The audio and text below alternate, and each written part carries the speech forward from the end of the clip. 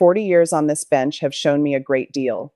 Wealthy individuals striding into my courtroom as though the entire building already belonged to them. Powerful figures attempting to use their family names and political connections as armor against personal accountability. But what entered my courtroom on the morning of October 12th at exactly 9:00 a.m.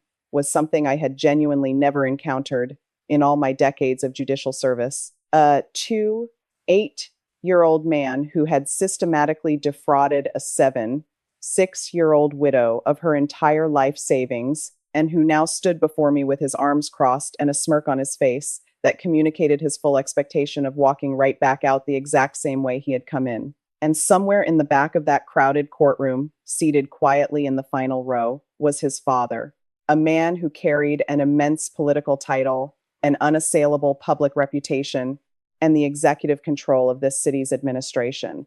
What that father chose to do later in the hearing brought every single sound in that room to a complete and sudden stop. The case file my clerk had placed on my desk that morning carried its own heavy weight long before I had read a single line of the formal charges. She handed it to me with the particular, grim look she produces only when a high-profile case has already dominated the local news cycles before it ever arrives at my bench. I sat in my chambers and read through the indictment twice before I even put on my judicial robe. State versus Julian Vance, case number 2026 CR8842. Grand larceny, securities fraud, and the financial exploitation of an elderly and vulnerable citizen. The defendant was Julian Vance, age 28.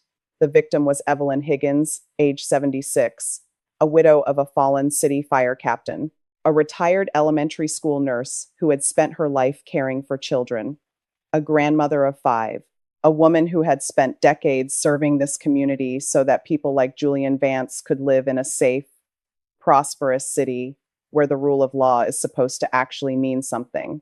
Let me tell you exactly who Evelyn Higgins is before I recount the grotesque details of how she was systematically targeted and financially ruined. In a court of law, the full context of a human life matters deeply, not because some victims are inherently more deserving of legal protection than others. Every single citizen stands completely equal before this bench, but because the true, devastating weight of a crime cannot be measured without understanding the life that was purposefully dismantled. Evelyn had lived in the same modest brick home on Oak Avenue for over 50 years. Her late husband, Thomas Higgins, had been a legendary fire captain in this city, a brave man who gave his life 25 years ago while pulling 3 children out of a burning apartment complex. After his tragic sacrifice, Evelyn raised her family alone, working grueling double shifts as an elementary school nurse for over 3 decades. She was the woman who patched up scraped knees, wiped away tears, and made sure every underprivileged child felt safe. Every single dollar she possessed was earned through honest, exhausting labor. She saved her pennies meticulously, accumulating a modest life savings of $320,000. That money was her security. It was her absolute guarantee that she would never become a financial burden to her children, and it was intended to fund a small community scholarship in her late husband's honor. But Julian Vance did not see a revered widow or a lifetime of community service when he looked at her. He saw a target. He saw an isolated elderly woman living alone with an unprotected bank account. 6 months ago, Julian operated a sham investment firm called Vanguard Legacy Group. He did not use physical force or a weapon to rob Evelyn. He used something far more insidious. He wore a custom-tailored suit, exuded polished charm, and carried business cards deliberately embossed with the official mayoral seal, a brazen exploitation of his father's political office designed to manufacture immediate, unassailable trust. He sat at Evelyn's kitchen table, drank her tea, looked directly at the framed photographs of her late husband, and promised her that his special fund would protect her retirement forever. Over the course of 90 days, he systematically transferred every single dollar out of her accounts into private offshore holdings to fund his own extravagant lifestyle of luxury sports cars and high-stakes gambling. When the bank finally notified Evelyn, her life savings had been completely obliterated, leaving her with exactly $14.12. When she desperately called Julian to ask what had happened to her life, his response was recorded on her home voicemail. He told her she was a confused old woman, that no one would ever take her word over his, and that his father ran City Hall. He told her to stay quiet, or things would get much worse for her family. Julian Vance walked into my courtroom as though the space had been reserved exclusively for his personal convenience. He wore an expensive, custom-tailored charcoal suit, his wrist flashing a luxury watch that cost more than a public servant earns in an entire year. Walking half a step behind him was his high-profile private defense attorney, a man I had seen maneuver wealthy, entitled clients out of difficult legal corners many times before. The attorney carried a leather portfolio thick enough to suggest his client intended to dispute every fact, argue every technicality, and outlast the court through endless procedural delays and paperwork. That is always the core strategy when the objective facts of a case are completely stacked against you. Julian did not appear nervous, let alone remorseful. He appeared merely inconvenienced, displaying the exact look a person gives when summoned to a tedious meeting they did not request and do not intend to stay for any longer than absolutely necessary. He scanned the room with a cold, detached interest, as though calculating whether anything or anyone in the space was truly worth his valuable time. But there was something far more repulsive about his posture. He did not look at Evelyn Higgins, not even once. Evelyn was seated in the front row of the public gallery in her best, most dignified clothes. She looked incredibly small and fragile, her worn hands, deeply lined from a lifetime of honest labor, tightly clutching a handkerchief. Her eyes were hollow, carrying the profound weight of shock that comes when your entire world is stolen by someone you trusted. Yet Julian Vance, the predator who had calculated her financial ruin at her own kitchen table, stood just a few feet away, treating her as if she were completely invisible. That specific avoidance told me everything I needed to know about his character before the hearing had properly begun. I tapped my gavel and formally called the case. Julian stood straight, and his attorney stepped forward with practiced confidence. When I looked past the lawyer and asked Julian how he pleaded to the charges of grand larceny and financial exploitation, the attorney cut in immediately to answer for him, "Not guilty, Your Honor. We believe the current evidence is entirely circumstantial, based on malicious assumptions, and reflects a severe misunderstanding of a voluntary investment arrangement between my client and Mrs. Higgins." I leaned forward, bypassing the attorney entirely and locking my eyes directly onto Julian Vance. "Mr. Vance," I said, my voice low but heavy enough to silence the room, "I asked you, not your counsel. I want to know if you have a voice of your own in this courtroom." He met my gaze, the arrogant smirk still holding perfectly on his face. He shrugged his shoulders slightly and replied in a flat, dismissive drawl, "Not guilty, Your Honor." The courtroom went completely silent, a held breath quiet, as everyone felt the weight of his absolute shamelessness. I called for the prosecution to present their primary evidence. Lead financial crimes investigator Sarah Jenkins, badge number 1412, walked the court through the complete, calculated timeline of the fraud with the cold precision of someone who has spent her career tracking financial predators. She presented the emergency asset freeze logs, the forensic accounting charts, the sequence of swift offshore wire transfers, and then came the exact moment Julian's high-priced attorney shifted noticeably and uncomfortably in his leather chair. Investigator Jenkins presented the internal bank security footage from the private wealth management suite on the afternoon of September 14th. It was crystal clear, high definition, full color, with a digital timestamp burning on the screen. We played it on the courtroom monitor. The entire gallery watched in absolute, horrified silence as Julian Vance appeared on screen, leaning aggressively over a trembling Evelyn Higgins. The camera captured every detail, his smooth, predatory gestures as he repeatedly slid complex financial waivers in front of her, her visible hesitation as she rubbed her forehead in sheer confusion, and his sharp, impatient glare when she paused too long to read the text. Then came the definitive moment, Julian taking her pen, tapping the signature line aggressively, and the cold, triumphant smirk that crossed his face the exact second she finished signing away her entire life. The courtroom remained entirely silent for a full 5 seconds after the footage concluded. It was not the restless silence of an unengaged room. It was the held breath silence of people who had just witnessed an innocent soul being robbed in broad daylight. I turned my gaze back to Julian. "Still not guilty, Mr. Vance?" He shrugged. He actually shrugged his shoulders, adjusted his expensive silk tie, and said, "She signed the documents." It was a voluntary investment transaction. Someone in the gallery exhaled a sharp, audible breath of absolute disgust. Evelyn Higgins sat perfectly still, maintaining her posture with the quiet dignity of a generation that understands composure is its own form of moral authority. I leaned forward over my bench, locking my eyes onto him.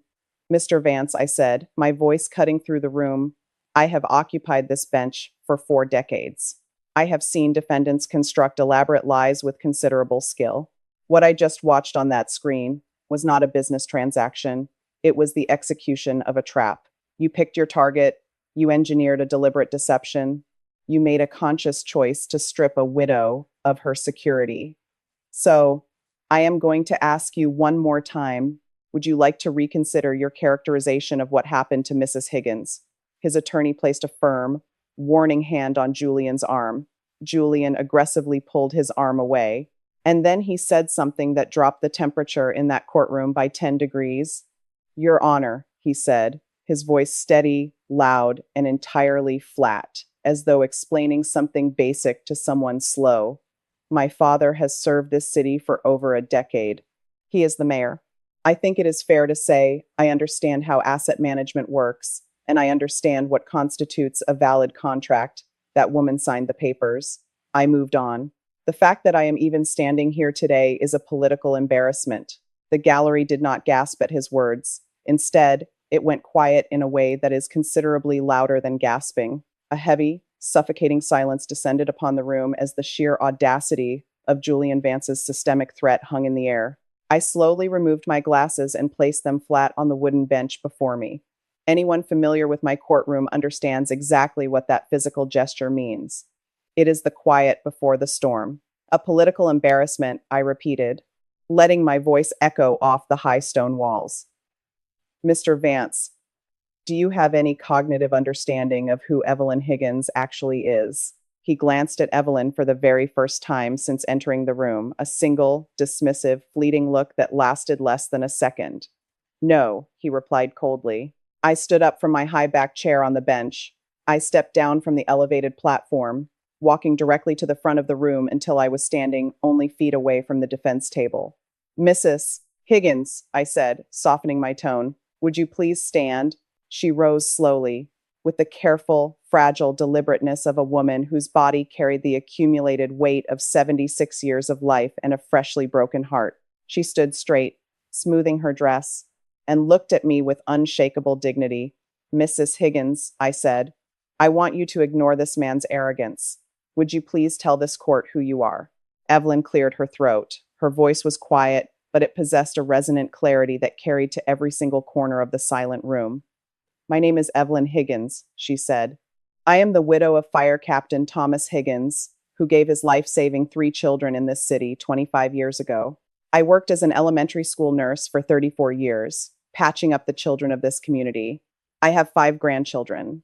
Every single dollar I possessed was saved through honest, exhausting labor so that I would never become a financial burden to my family and to build a small scholarship in my late husband's memory. And this man came into my home, drank my tea, looked at my husband's pictures, and swore his father's office guaranteed my safety. Then he took everything I had and left me with $14. The courtroom was absolutely, completely still. You could have heard a pin drop on the marble floor. I turned my gaze back to Julian Vance, whose jaw had finally tightened as the arrogant smirk began to wither away under the collective weight of the room's gaze. "Do you understand what you just heard, Mr. Vance?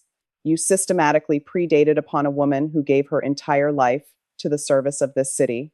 You stripped her of her security and described it as a business transaction." His attorney frantically leaned in to whisper a warning, but Julian pulled away aggressively, looking directly at me with a desperate flash of unearned authority.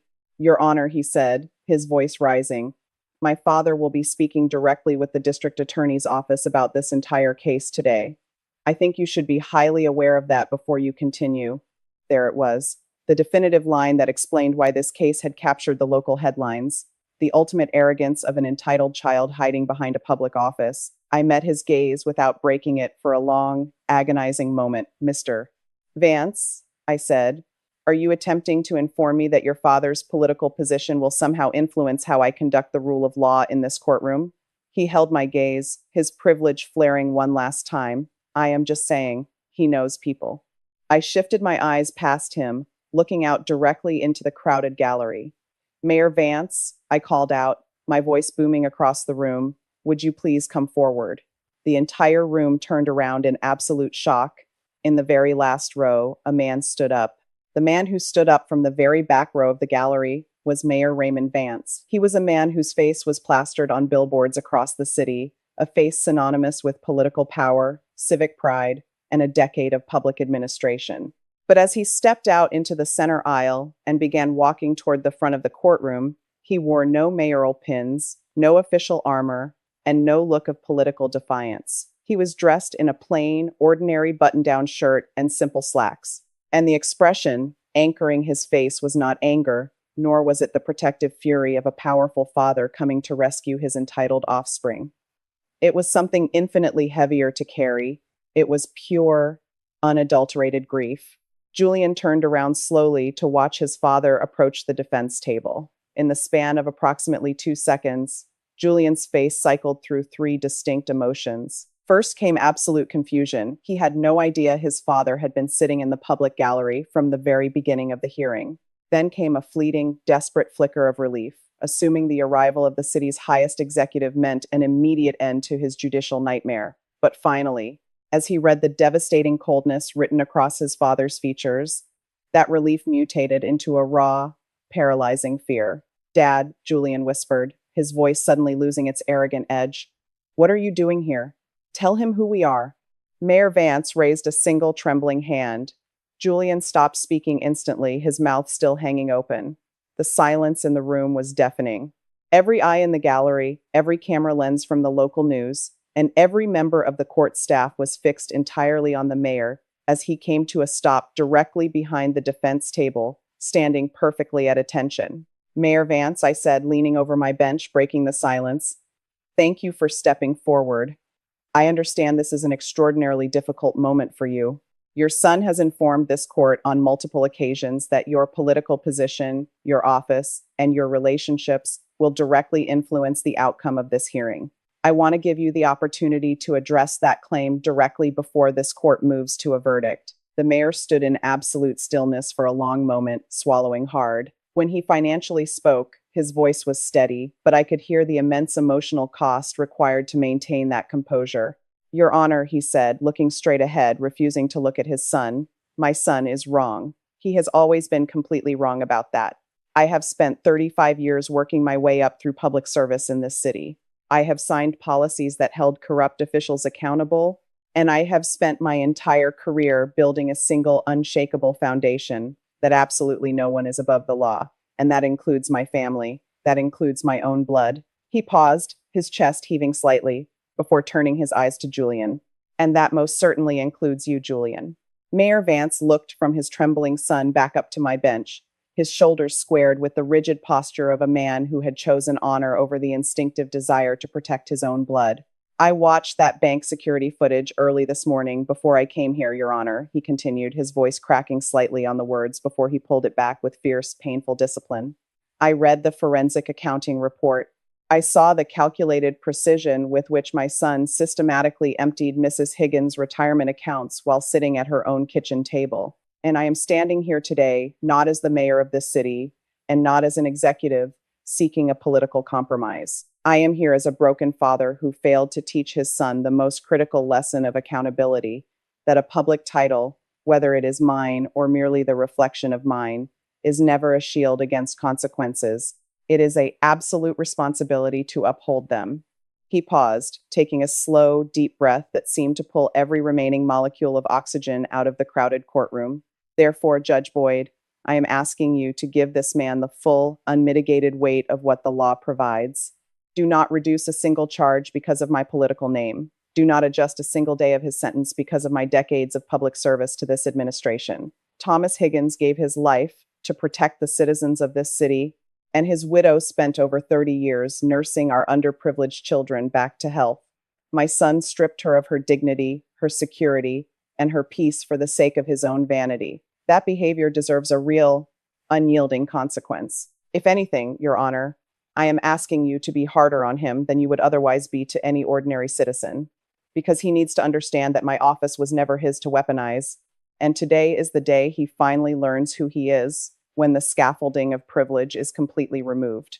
Julian looked as though someone had physically and violently removed the marble floor from beneath his expensive Italian shoes. He stood there in his custom-tailored charcoal suit, but the posture of unassailable invincibility had entirely vanished.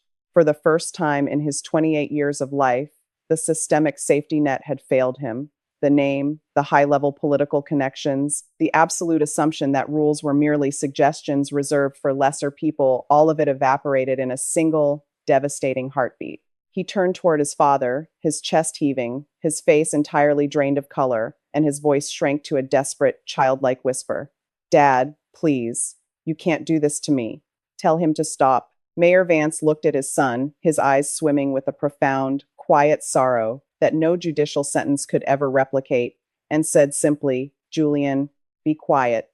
It is time for you to finally listen." Beside them, the high-priced defense attorney quietly, deliberately, and with great care slid his thick leather portfolio shut. The performative confidence of the elite fixer had completely evaporated from the lawyer's face. There were no procedural loopholes left to exploit, no constitutional technicalities that could survive the absolute moral destruction of his client's defense. The attorney took a definitive half-step backward, separating his professional reputation from the burning wreckage of Julian's unmasked arrogance, leaving the young man standing entirely exposed and utterly alone at the defense table. I watched Julian's eyes fill with genuine, uncalculated tears, not the theatrical production of remorse that guilty defendants routinely offer when a verdict goes against them, but the raw, terrifying kind that arrives only when a predator realizes that the trap they built for another has finally snapped shut on themselves. I leaned forward over my bench, adjusting my gavel, as the courtroom waited in breathless silence for the final hammer of justice to fall. I turned my gaze back to Julian Vance and delivered the sentence with the absolute weight of 40 years of judicial authority. Julian Vance, on the charges of grand larceny and financial exploitation of an elderly person, I find you guilty. Your actions were a calculated theft that stripped a vulnerable widow of her security.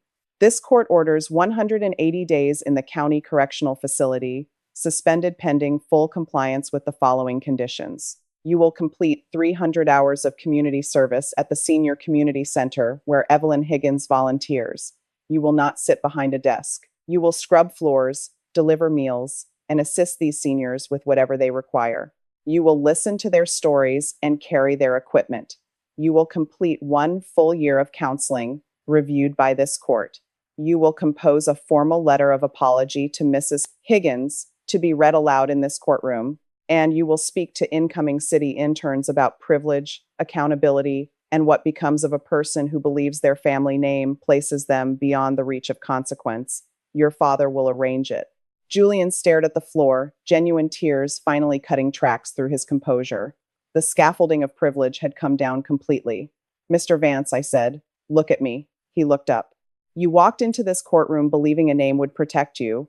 Your father just demonstrated that names protect no one. Character does. Look at your father. That is the standard a name is supposed to represent. Begin working on becoming that." As the bailiff processed the paperwork, Mayor Vance crossed the room to where Evelyn Higgins was seated. He extended his hand. She looked at it for a moment and then shook it. The mayor said something I could not fully hear, but Evelyn nodded slowly, signaling the beginning of eventual forgiveness. 6 months later, the center's director submitted a report. She wrote that, in the beginning, Julian arrived with the posture of someone who believed the room was beneath him. But by the 4th week, something shifted. The accumulated weight of being surrounded by people who had given everything broke through his entitlement. He began staying late, learning names, and remembering who needed help navigating paperwork. Evelyn Higgins wrote me a letter describing Julian finding her on a bench. He apologized, not a performance of remorse, but the real thing. Evelyn wrote at the end, "I think that young man is going to be all right. His father's choice was the best thing that ever happened to him." I will never forget Mayor Vance walking down that aisle, or Evelyn Higgins standing with her quiet dignity.